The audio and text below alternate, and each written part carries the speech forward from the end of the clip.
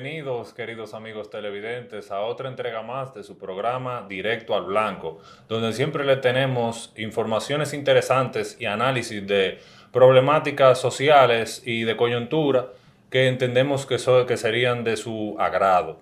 En el día de hoy nos acompaña un amigo más que todo de mil batallas, pero un profesional muy acabado, un joven que promete mucho, especialista en marketing. Él es fundador de su firma de marketing The Office. Tenemos con nosotros a Víctor Gómez Portorreal. Víctor, bienvenido.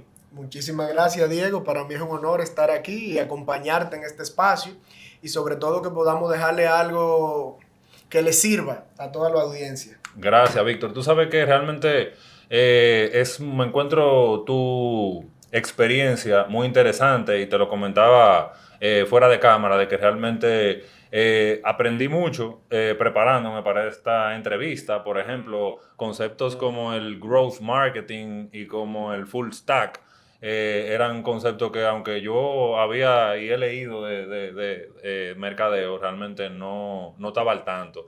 Y entiendo que eso es muy interesante y que por ahí quizá pudiéramos iniciar esta conversación.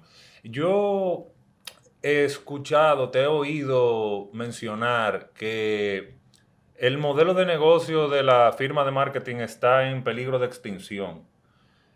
Háblanos un poco de eso. ¿Cuál es tu opinión en cuanto a cuál es el fracaso más grande que exhibe este modelo? ¿Y cómo se relaciona esa obsolescencia con una mentalidad de corto plazo? Muy bien, mira, para mí es una pregunta súper interesante y es que el modelo de publicidad ha ido cambiando y de manera acelerada. Si nosotros nos vamos hace 50 años atrás, para no irnos tan lejos, nosotros teníamos un esquema donde los medios tradicionales no requerían tanta creatividad de su agencia publicitaria. Dígase que tú podías tener cualquier anunciante que al año preparaba 4 o 5 buenas campañas. Y si vemos un ciclo de enero a diciembre, tú tenías muy probablemente un San Valentín en febrero, tú tenías una Semana Santa, ya próximo a marzo y abril, luego tú tenías verano, back to school y Navidad. Ese era un ciclo comercial de un enero a diciembre.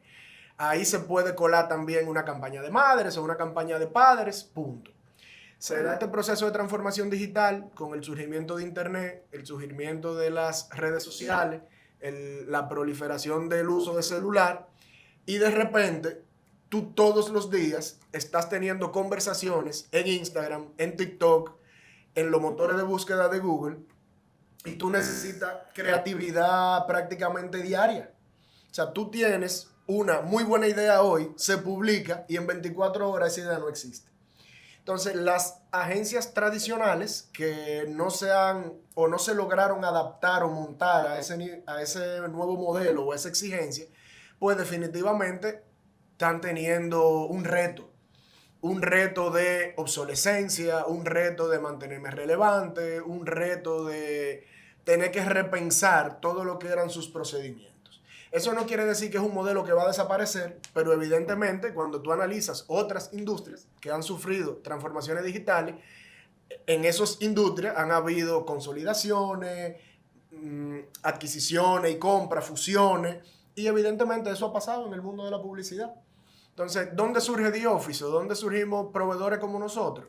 Somos prestadores de servicios nativos digitales.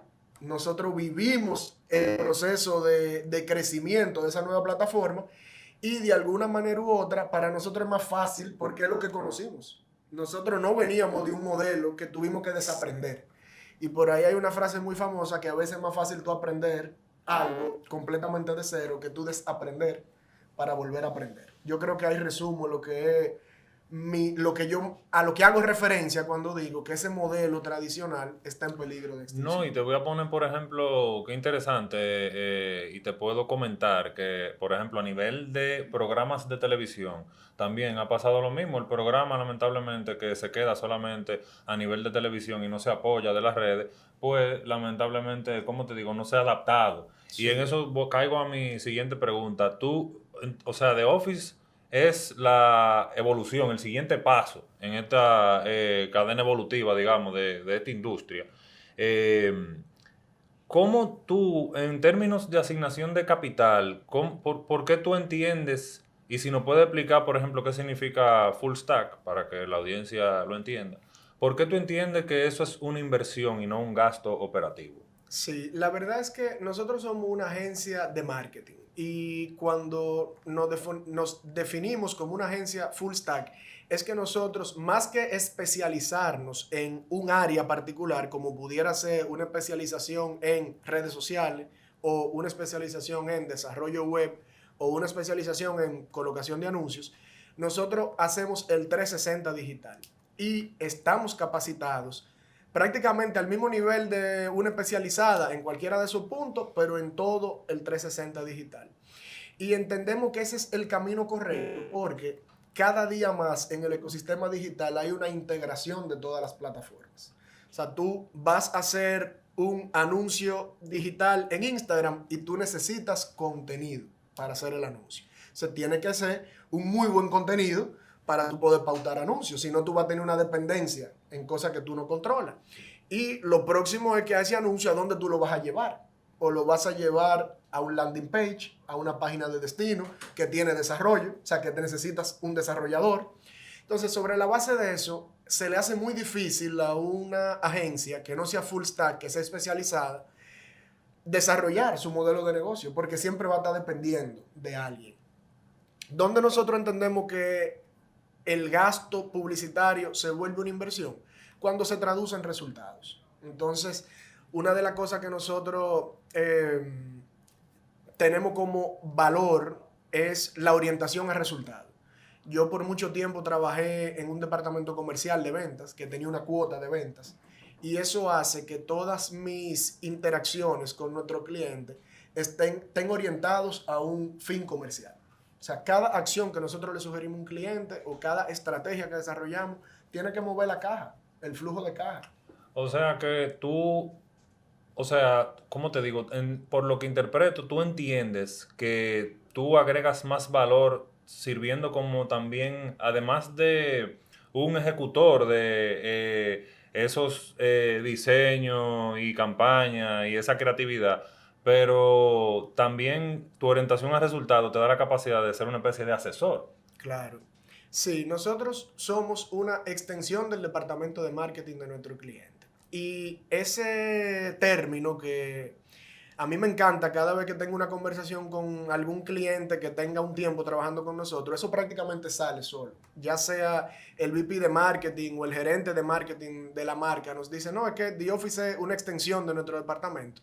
Y cuando hacen referencia a esa extensión es porque a nosotros nos duele la marca y nos involucramos con la marca como si fuera una marca nuestra. O sea, al final del día, un cliente que confía una marca en nosotros, que es el bebé, su bebé, lo que ha venido desarrollando, lo que ha venido construyendo, pues nosotros estamos ahí desde la definición de los objetivos de negocio de la marca, así como el plan de marketing y luego su ejecución. Y qué interesante con esto abrir la siguiente pregunta, Víctor. Dado a la trayectoria que tiene The Office, que ya son, ¿cuántos? 9 9 años, años. rumbo a la primera década. Felicidades. Muchas gracias. Y son ya más de 100 Más marcas. de 100 marcas, sí, que nosotros hemos podido trabajar en el transcurrir de estos 9 años. Entonces, cuando te escucho hablar así de las marcas de tu cliente, veo realmente un gran sentido de responsabilidad de tu parte hacia ellos. Sí. Lo que me inclina a preguntarte que cómo tú sentiste ese cambio y qué tipo de liderazgo eh, tú entiendes que tuviste que desarrollar para hacer la migración de ser un empleado, un colaborador en una empresa o en un participante en una industria, a ser ya un socio estratégico de tus clientes? Claro. Mira, a mí siempre me ha caracterizado o he tenido una cualidad de, tú has escuchado a esa persona que tú dices, esa persona tiene don de gente. Yo siempre he tenido buenas destrezas para interrelacionarme con las personas. Y yo pienso que eso es algo que a nivel personal todo el profesional de marketing tiene que desarrollar. Porque cuando tú estás acompañando a alguien que le ha dedicado 10, 15, 20 años de su vida a un negocio, ha sido altamente exitoso haciendo lo que hace en su negocio, tú tienes que respetarlo eso, primero, porque eso tiene un mérito. Y segundo, tú tienes que desarrollar una relación con esa persona que genere confianza. Porque todo lo que tú vas a sugerirle, a proponerle que se ejecute con la marca, él va a tener que confiar en ti. Y es difícil cuando tú has sido exitoso por 20 años, posicionado una empresa, posicionado una marca, tú conocer una persona y de repente tener que desaprender alguna de las cosas que tú has venido haciendo, que tal vez no han tenido los resultados óptimos o maximizados que tú pudieras tener, pero sí han tenido un resultado positivo. Entonces yo te diría que a nivel de liderazgo, primero yo tenía una base y de actitud y comportamiento, yo tenía una base que jugaba a mi favor, pero en segundo lugar yo pienso que a nivel de liderazgo yo también he desarrollado lo que es el liderazgo situacional. ¿Qué es el liderazgo situacional? Bueno, tú tienes que saber cómo manejarte primero con tu cliente, que sería como el primer nivel, pero segundo, cómo tú te vas a relacionar con tu equipo hacia abajo. Hay marcas que están en una etapa de madurez donde probablemente el flujo de caja no sea el problema y donde están orientados a creatividad, ejecuciones disruptivas, posicionamiento de marca, pero en esa misma célula de tu equipo, a lo interno de la agencia, tú tienes un cliente que está afrontando problemas, por ejemplo, de margen por un incremento en costo que no lo puede transferir al cliente, y tu ejecución y tu creatividad tiene que tener de base esa realidad del cliente. Entonces yo te diría que según la situación, conociendo la realidad de tu cliente, tú tienes que saber cómo gerenciar eso, tanto hacia el cliente, entendiéndolo, comprometiéndote con él y tratando de actuar en función de cuáles son sus necesidades, pero cómo tú filtras y administras eso de cara al equipo, que no se vuelva una situación de presión constante. Pero yo te diría que por ahí va ese cómo liderar cada cliente en particular. Tú sabes que dentro de los conceptos que tuve que ponerme a investigar y a ver, sale lo de paid search. Sí. ¿Cómo The Office asegura que la estrategia de paid search vaya de la mano con redes sociales, email marketing y demás herramientas? Esa es una excelente pregunta. Mira, las campañas de búsqueda, que es a lo que tú te refieres de paid search, son campañas que su característica inherente es lo que nosotros conocimos como la guía telefónica de los años 90. Página amarilla. Las páginas amarillas. ¿Por qué te digo que es la página amarilla? Anteriormente una persona necesitaba una farmacia en una provincia y si no sabía el número de la farmacia, su única referencia era la guía. Y ahí tenía la página blanca, que era gratuita y estaban por orden alfabético. O tú tenías la página amarilla, que era una página amarilla, por eso se llamaba así, porque el color era amarillo, pero era de paga. Y la prioridad ahí era en función del tamaño de tu anuncio. Eso es exactamente un Google de hoy. Ahora mismo tú entras a Google y escribes farmacia en Santo Domingo y tú tienes un listado gratuito, pero tú tienes las primeras posiciones dedicadas a la versión paga, que en este caso sería lo que es página amarilla. Entonces, ¿qué hace eso? Eso hace que las campañas de búsqueda, de manera inherente, una proporción importante es una campaña de mantenimiento. Están buscando farmacia en Santo Domingo, cuando escriban farmacia en Santo Domingo, tú tienes que estar ahí. Ahora, ¿dónde tú empiezas a tener coherencia o armonía con redes sociales? De repente, y te pongo un caso puntual de uno de nuestros clientes, tiene una feria de generación, donde está comercializando plantas generadoras eléctricas de diferentes kilos y capacidades y de diferentes tipos de combustible, diferentes tipos de motor. Perfecto. Eso va a estar ocurriendo ahora en Black Friday, que te estoy poniendo un ejemplo real.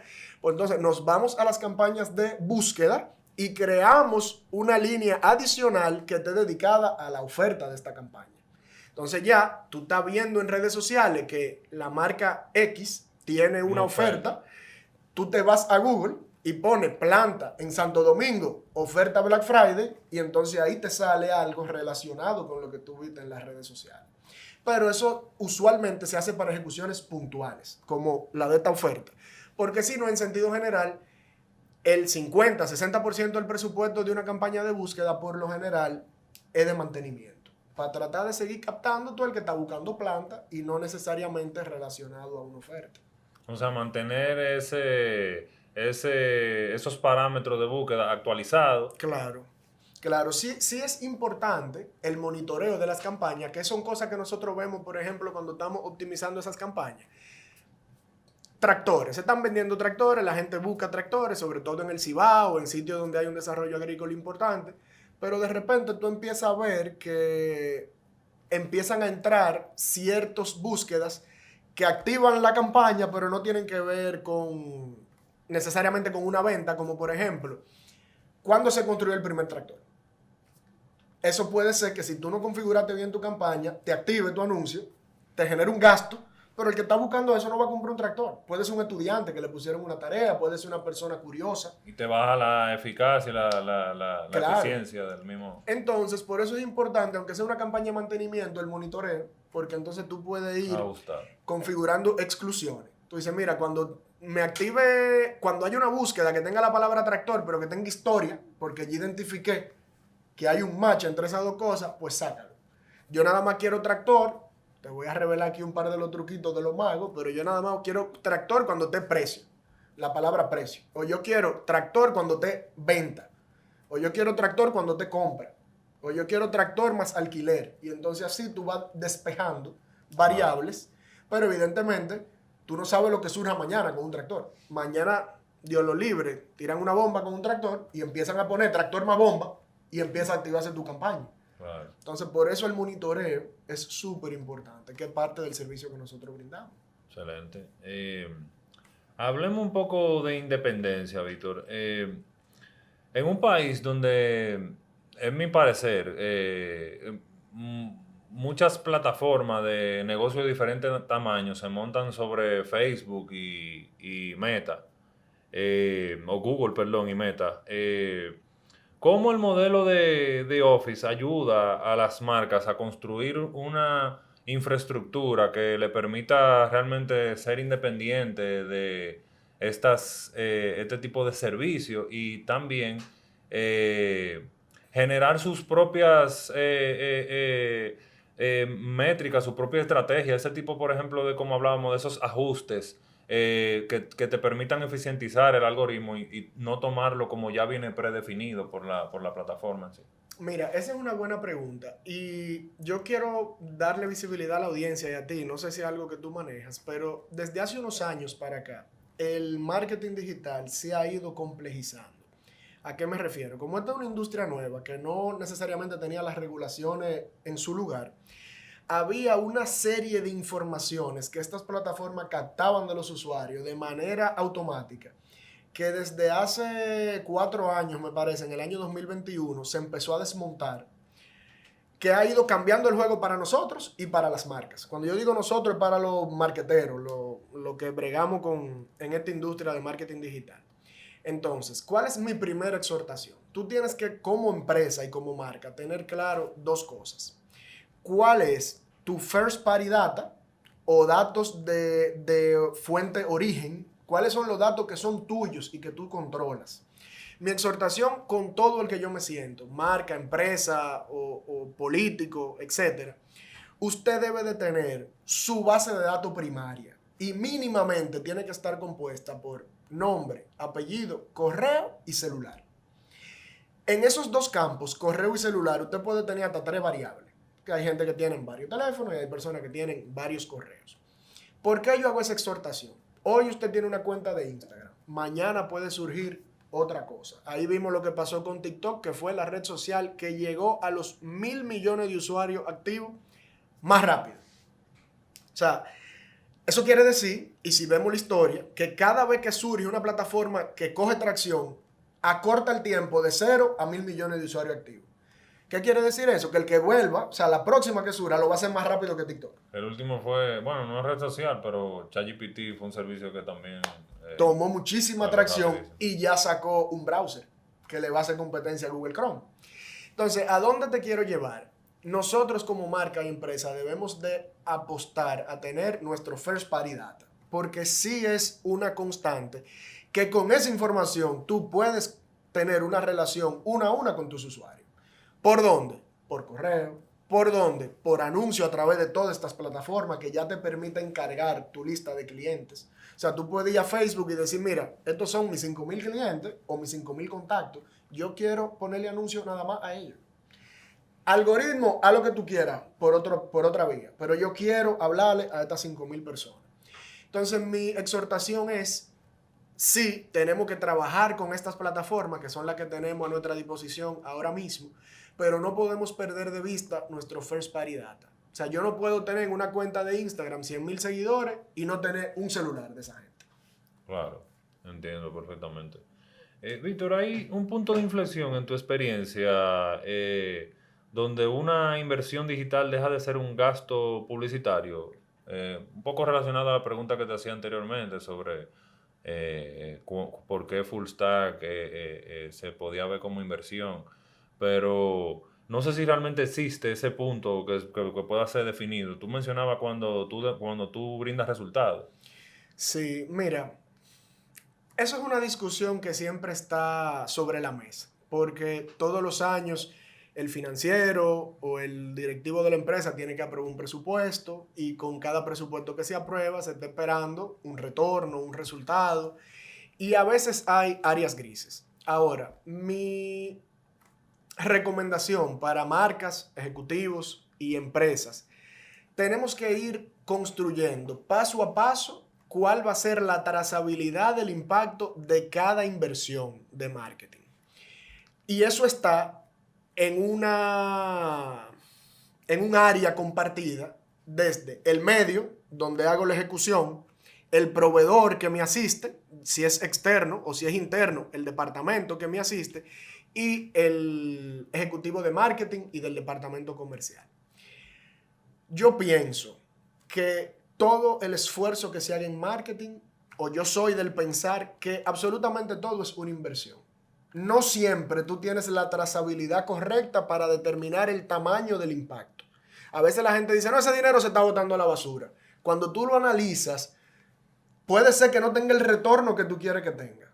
Pero por lo general, yo quiero pensar que cualquier profesional capacitado de marketing, aunque no tenga el retorno esperado, pero no es cierto que se está yendo a la basura. Eso es un extremo, una generalización. Ahora bien, en la medida que tú tengas los mecanismos para darle trazabilidad, ¿qué empieza a pasar? Hay una frase célebre y famosa que dice que lo que no se mide no se mejora. O sea, en la medida que tú tienes la trazabilidad y tú tienes un ejercicio cíclico de todos los años, pues entonces tú vas haciendo los ajustes del lugar. Porque de repente tú tienes 10 iniciativas de marketing, en 3 tú tienes un retorno por encima de lo esperado, súper positivo, en 3 tú tienes un retorno medio y en 3 tú tienes un retorno mediocre, pues tú sabes dónde tú tienes que poner tu prioridad. Entonces yo te diría que desde mi punto de vista todo es una inversión. Tenemos que tener los mecanismos de trazabilidad correctos para determinar cuál es el impacto que eso tiene en el negocio, sobre todo cuando no es cierto que todo se hace para generar más dinero. O sea, hay esfuerzos mercadológicos que están orientados plenamente a mejorar el índice de satisfacción. O a crecer. O a crecer, o a que tú aprendas a usar mejor mi producto. Y eso no tiene un impacto en dinero. Eso tiene un impacto en que empieza a incrementar el uso de la aplicación, por ejemplo. Introducir un producto nuevo, una marca nueva. Exacto. Entonces, lo correcto es la trazabilidad. Para tener trazabilidad tengo que saber qué quiero lograr y tener un indicador relacionado a eso. Y en la medida que vuelvo eso un hábito en la organización, uno va a empezar a tener muchos mejores resultados. Víctor, vamos a aprovechar y vamos a pasar a una pausa comercial. Amigos televidentes, no se muevan de ahí, que de inmediato regresamos con más de Directo al Blanco.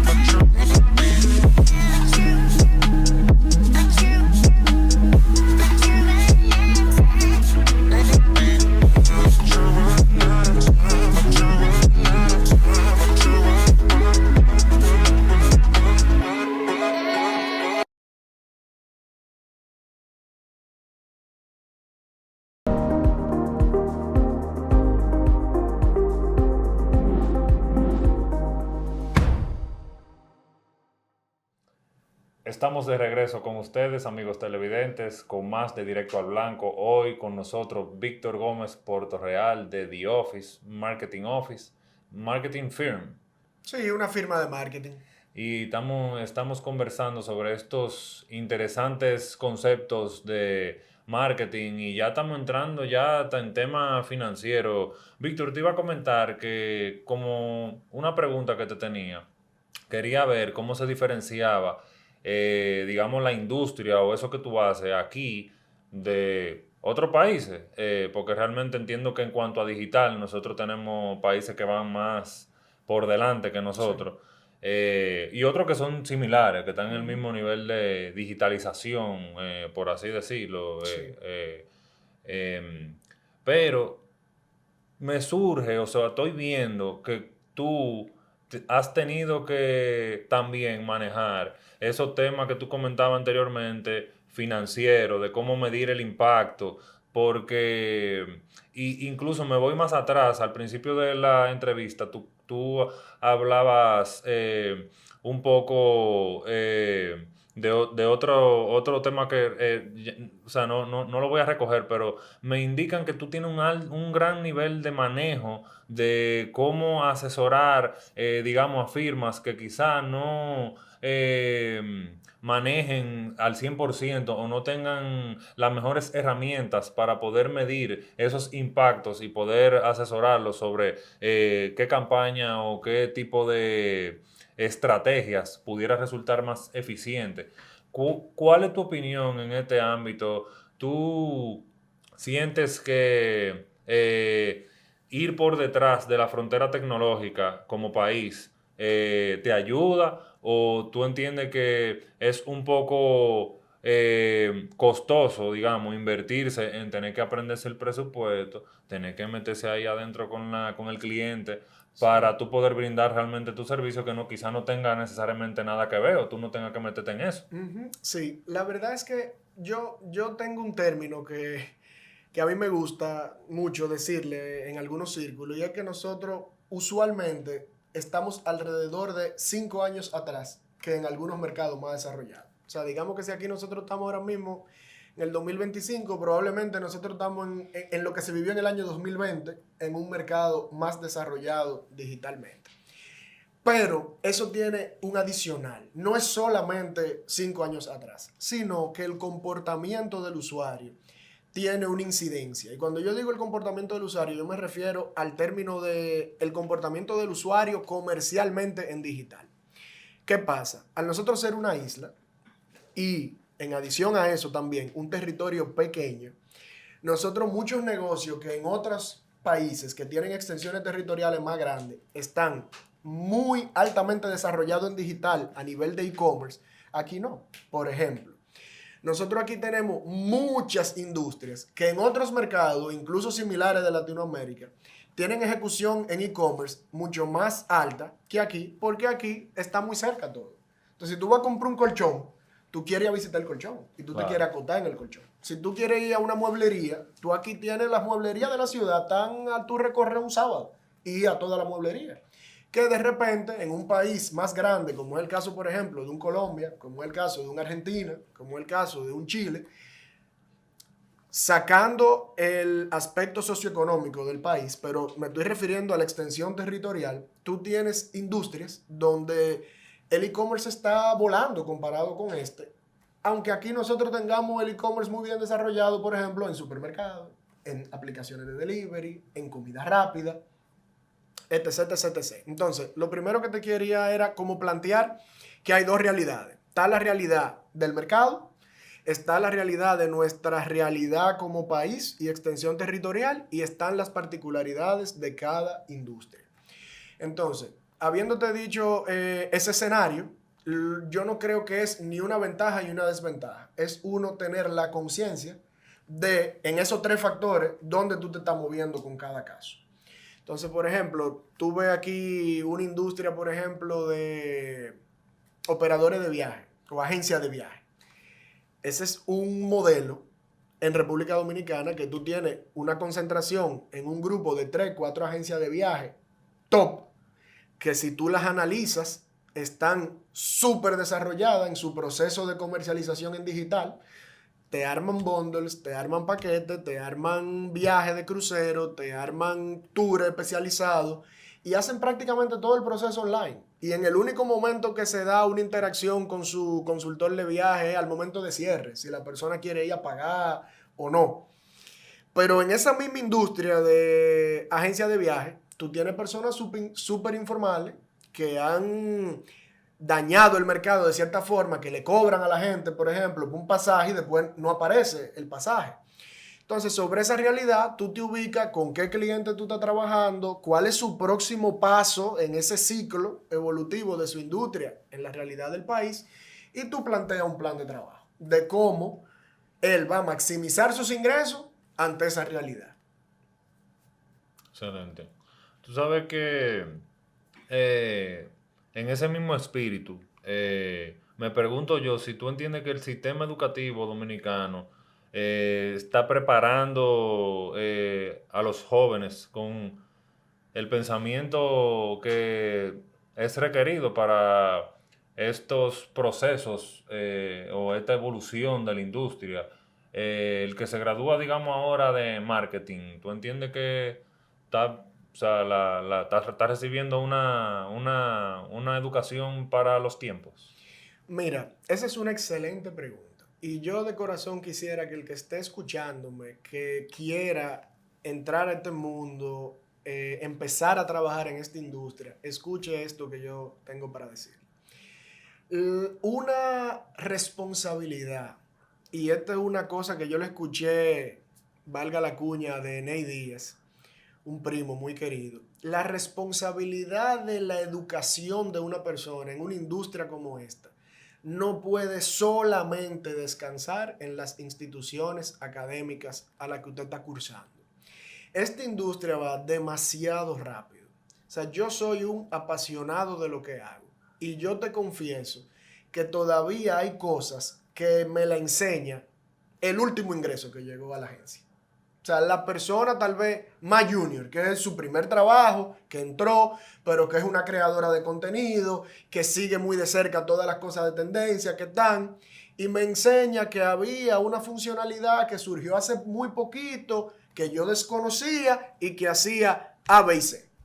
Entonces, mi primero la respuesta es, yo creo que no están saliendo, que no está el personal calificado en el país para manejar la realidad de que estamos manejando, pero yo no creo que es una consecuencia de nuestras instituciones académicas. Yo creo que es la consecuencia de una industria que va demasiado acelerada, con un sistema educativo con oportunidades, que no tenemos que entrar en ello ni llover sobre mojado, y cuando tú tienes esas dos combinaciones, tú tienes una cosa que va a la velocidad de un Ferrari última generación, y tú tienes tal vez un vehículo que viene a una velocidad mejorando y haciendo incrementos importantes, pero tú te le estás parando al lado a un Ferrari. Entonces, mi exhortación al que le gusta esto, al que está pensando entrar en esto, una responsabilidad tan importante como esa es únicamente suya. Y es lo mismo que yo le digo a todo mi personal y a mi equipo de trabajo.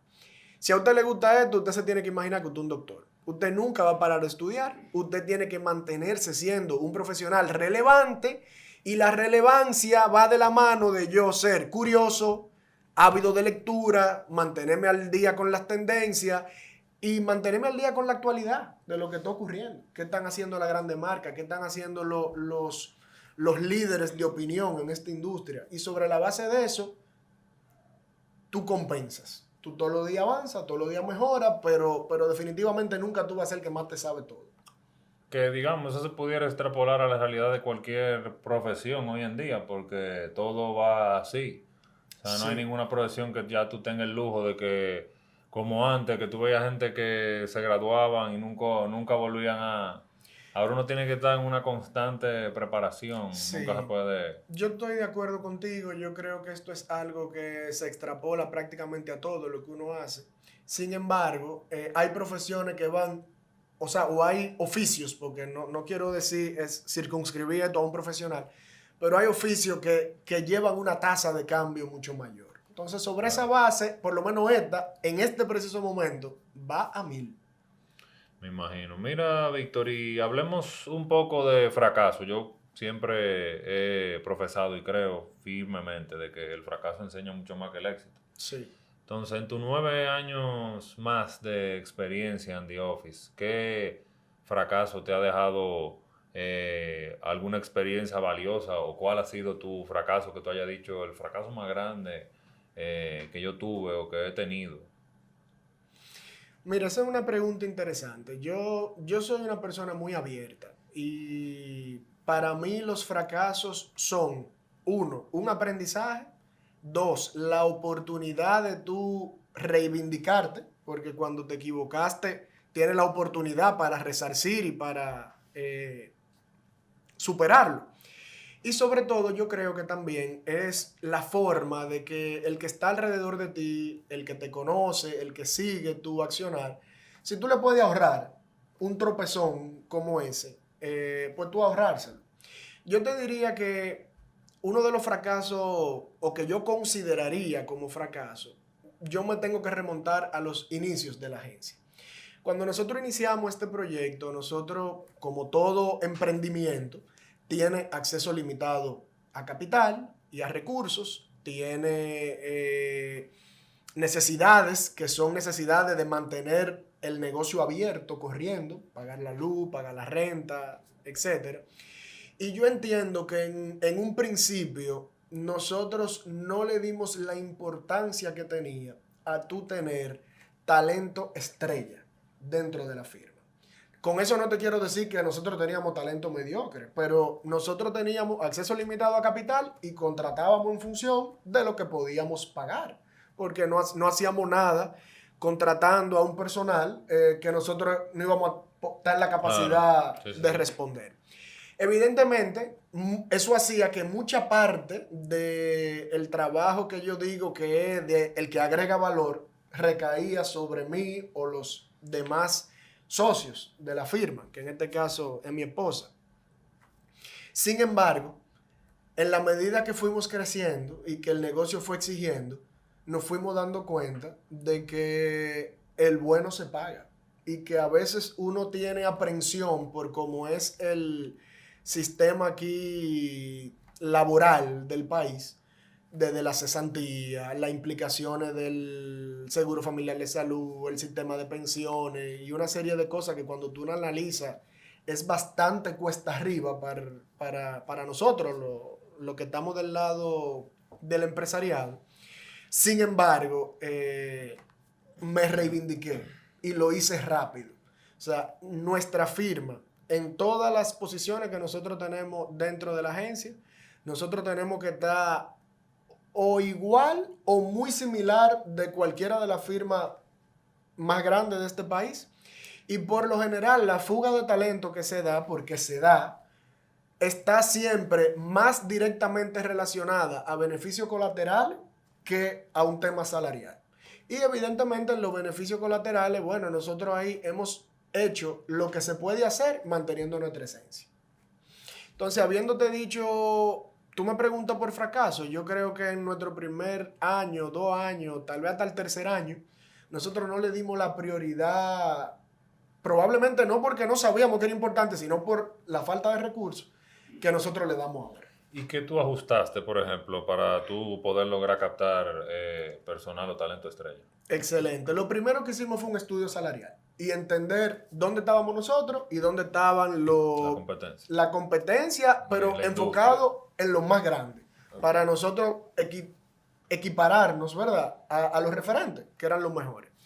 En segundo lugar, también hicimos un estudio de estudios de beneficios, cuáles son aquellas compensaciones que están dando en esas firmas y en esas empresas que nosotros pudiéramos hacer a nuestra escala y a nuestra esencia. Nosotros tenemos unos modelos de servicio, como conversábamos fuera de cámara, donde nosotros vamos a las oficinas de nuestro cliente, personal de nosotros.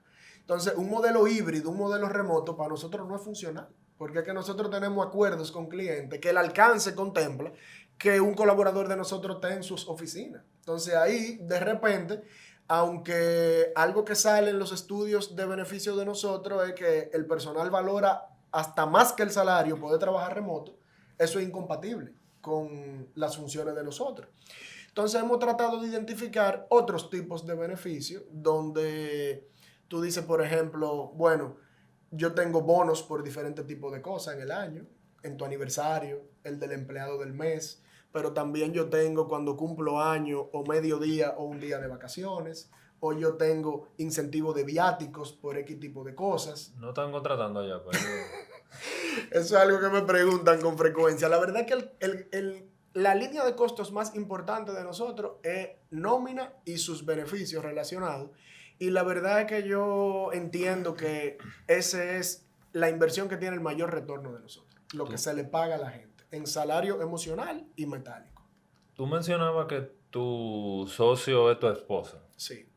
¿Qué tal tu experiencia con un Mira, socio como esposa? Porque hay gente que dice que eso es...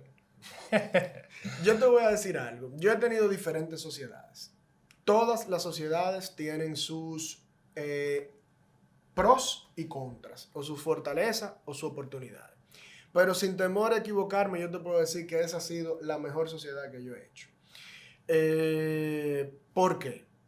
Cuando tú logras lo que yo considero que nosotros hemos logrado 9 años después, ¿verdad? Viendo en retrospectiva, alinear los intereses de los dos socios en un norte común. Y en diferentes momentos, cada uno tiene sus prioridades individuales, pero sin perder ese norte. El retorno que se traduce de una dinámica como esa es incuantificable. ¿Qué pasa en el caso nuestro? Nosotros, además de ser socios, operamos el negocio. O sea, nosotros trabajamos ahí. Que eso le agrega un nivel de complejidad más alto si nosotros no fuéramos el equipo que somos en otras áreas de nuestra vida. ¿Qué pasa cuando tú tienes un socio que aportó capital, pero otro aportó sweat equity? Siempre hay un tema. Porque el que está trabajando, aportando su sweat equity, en algún momento puede entender que esta persona no está haciendo el aporte en la misma intensidad que está haciendo. Y el otro también puede decir, bueno, pero es que si yo no hubiera puesto el dinero, esto no hubiera funcionado. Y por lo general, ese tipo de sociedad, en algún momento, o tiene que salir el del sweat equity y volverse un accionista y entregarle a un operador el negocio, o al revés, el del sweat equity tiene que comprarle al otro para no generar una fricción. O sea, yo te diría que en nuestro caso, como somos socios que operamos juntos este negocio y lo hemos logrado hacer de la forma que lo hemos hecho, ha sido la mejor sociedad que yo he podido hacer. Qué bien realmente escuchar eso. Mira, qué bonito. Y te iba a preguntar sobre la inteligencia artificial, que ese tema no puede quedarse nunca, eso es lo que está ahora mismo en boga. ¿Cómo la inteligencia artificial tú entiendes que está transformando la industria y qué riesgo tú puedes ver de lo que sean lentos adoptándola o sacándole, exprimiéndole parte de su potencial? Mira, A nivel local. buenísima pregunta. En el último año yo he ido por lo menos a 3 experiencias formativas en universidades donde me ha tocado dar una charla, hablarle a estudiantes jóvenes. Y esa es una pregunta que siempre surge. Y yo quiero hacerle a la audiencia la misma exhortación que le he hecho a estudiantes de UNIBE, de la UNFU, que he tenido la oportunidad de conversar con ellos en los últimos 12 meses. El tema de la inteligencia artificial es un tren.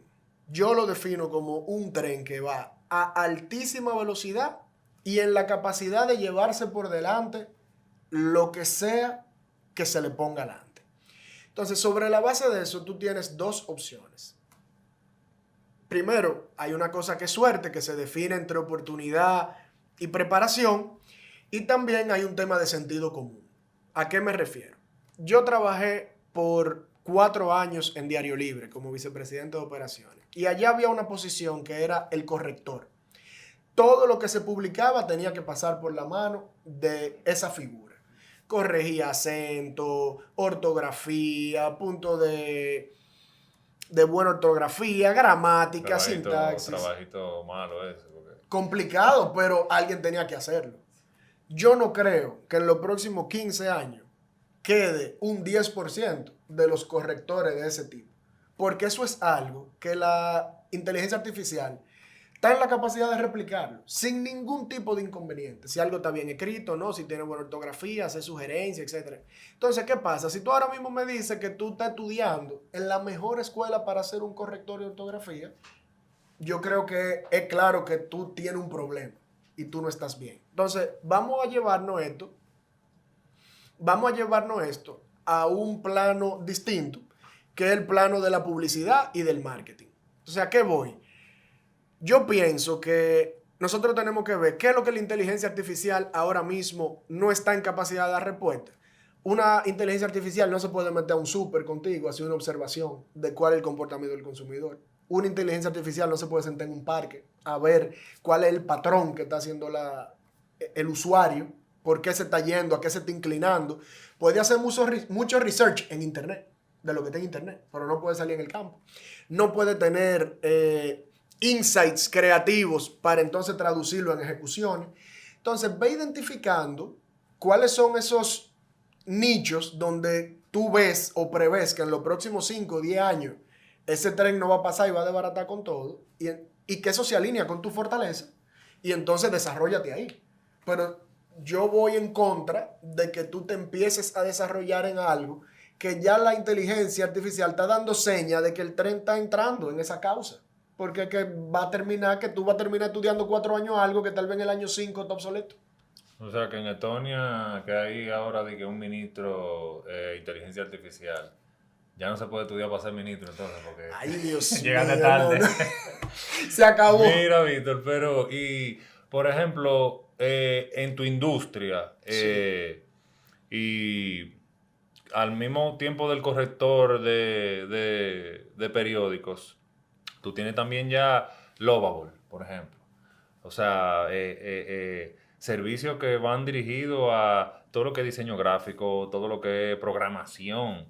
En tu industria, por ejemplo, además, digamos, de esa sustitución de funciones, que yo creo que siempre como que somos muy rápidos para mirar qué es lo que se va a ir primero. Se abrió la computadora, se entró en Lightroom, se le hizo una máscara al brazo, se le dio un botón y en medio segundo estaba la foto perfecta. Una foto que hubiese estado dañada para los fotógrafos. Probablemente nosotros hubiéramos tenido que decir en otra época, no se logró la foto. Y el superintendente se fue en 20 minutos. O sea, fue, tenía varios compromisos, cumplió bien, ¿verdad? Cumplió con su agenda, pero se fue, no dio tiempo a hacer otra foto. La foto quedó perfecta, el cliente quedó súper satisfecho. Eso no lo vamos a llevar ahora a video. Tú en video, nosotros ahora mismo para hacer un efecto de clonar a una persona, eso era algo que se tomaba días. Tú haciendo una máscara, un rotoscopio perfecto, dándole tracking para adelante, para atrás. Ya ahora la mayoría de los programas, DaVinci, Premiere, de la suite de Adobe, tienen una máscara con inteligencia artificial. Te ponen a moverte ahí. Ya, pero nos vamos ahora a una canción. Tú le das a cualquier programa de eso. Antes tú tenías que marcar bit por bit de la canción. Si tú querías cortarla o si tú querías extenderla, tú cogías un segmento, lo replicaba, lo abría, lo entraba en el medio. Ahora estos programas tú le das un botón y le dices, mira, yo quiero esa canción para un video que yo tengo de 40 segundos. Y en 2 minutos él analiza la canción, te deja el intro, te deja el cierre y en el medio hace los ajustes y te vuelve una canción de 5 minutos, te la vuelve en 30 segundos. La misma canción, sin perder su intro, sin perder su cierre. Entonces nosotros apostamos a que cada vez más el output de un recurso, gracias a la inteligencia artificial, mejore. Pero cuando yo digo mejore, no es que él va a sacarme ahora 100 videos. Es que me saque o la misma cantidad de videos con mayor calidad, o si ya no es un tema de calidad, que me aumente el volumen. Pero vemos la IA como eso. Como yo, esta cadena de producción creativa, que no es una zona franca, sino que tiene que tener un pensamiento, cómo tú le agregas un layer de mejora. Y tú empiezas a ver, bueno, en el comercial que nosotros hicimos ayer, nosotros hicimos un segmento de 10 segundos, donde 15 propiedades de los fondos de inversión de este cliente, de Excel, nosotros lo armamos con un efecto transformer. Y tú ves que salió Sambil bajó, subió Silverson, después cambió, que bueno, te lo voy a mandar para ver si se lo podemos poner a la audiencia. Claro. Y para que tú veas cómo te expliqué que ese comercial se hizo en un fin de semana. Nosotros en un fin de semana logramos algo que le hubiera tomado a Hollywood un mes hacerlo, gracias a la inteligencia artificial. Excelente, Víctor. Mira, y entrando ya en la recta final de esta majestuosa entrevista, Víctor, Sí. ¿cuál tú entiendes que es el imperativo digital más urgente que la República Dominicana debe abordar en su corto o mediano plazo? Mira, nosotros tenemos aquí, yo te diría que dos vertientes con el tema digital. El primer tema digital, aunque parezca cuesta arriba lo que yo te voy a decir, pero es así, es todavía el acceso a Internet. O sea, nosotros tenemos aquí una población conectada, pero esa conectada tiene un bemol, como dicen en la música, y es que todavía aquí hay una proporción altísima de acceso a Internet por paquetico y que solamente le queda libre algunas aplicaciones puntuales. Dígase, uso WhatsApp, pero con limitación, y uso redes sociales también con cierta limitación. Eso hace que todavía tú tienes poco incentivo para tú desarrollar aplicaciones, desarrollar portales web más especializados, porque al final del día, aunque él tenga internet, lo único que él tiene abierto son las redes sociales. Entonces, mi primer enfoque sería cómo nosotros podemos movernos a esquemas que existen en otros países. Por ejemplo, yo te voy a poner mi caso. Yo pago 5,000 pesos de celular porque es una herramienta de trabajo, pero yo me quedo sin internet y yo tengo 30 gigas y tengo que comprar. Entonces, imagínate ese caso mío, ¿verdad? A otra escala. Primero el acceso y en segundo lugar, para ir cerrando, es cómo nosotros vamos eh, legislando para todo lo que tiene que ver con el comercio electrónico. Nosotros ya tenemos múltiples industrias que se han ido desarrollando y han ido funcionando bien, pero yo siento que todavía hay mucho temor del usuario, tal vez por falta de no tener vías, instituciones, canales, donde tú puedas sin miedo materializar una compra por internet y que tú tengas un aval. Un aval como por ejemplo de un PayPal local que fija de árbitro. Yo mandé 1,000 pesos, me entregaron, no me entregaron, tengo un regulador que me va a apoyar, pero ahora mismo simplemente, ¿tú hiciste la transferencia? Sí, te engañaron. Vete a un tribunal a pelear. Entonces, no hay incentivos de esa naturaleza. Entonces, si tú me preguntas dónde yo pusiera atención de aquí hacia adelante, pensando en lo que más pudiera beneficiar al país, empresas, consumidores, primero, tener usuarios más conectados, con acceso casi que ilimitado a Internet, a bajo costo. Y en segundo lugar, cómo yo tengo instrumentos de pago que le den seguridad y aval. En Estados Unidos está Zelle, en otros sitios hay Cash Apps y muchos instrumentos que te permiten y te fomentan un comercio electrónico equitativo, justo, saludable. Víctor, pues muchísimas gracias por acompañarnos en el día de hoy y traernos todo ese conocimiento relativo a tu industria del marketing. Te exhortamos mucho éxito en The Office. Muchísimas Y gracias, Diego. a nuestros amigos televidentes, agradecerles por sintonizar con nosotros hoy nuevamente. Los esperamos en la próxima, los sábados a las 7. Muchas gracias.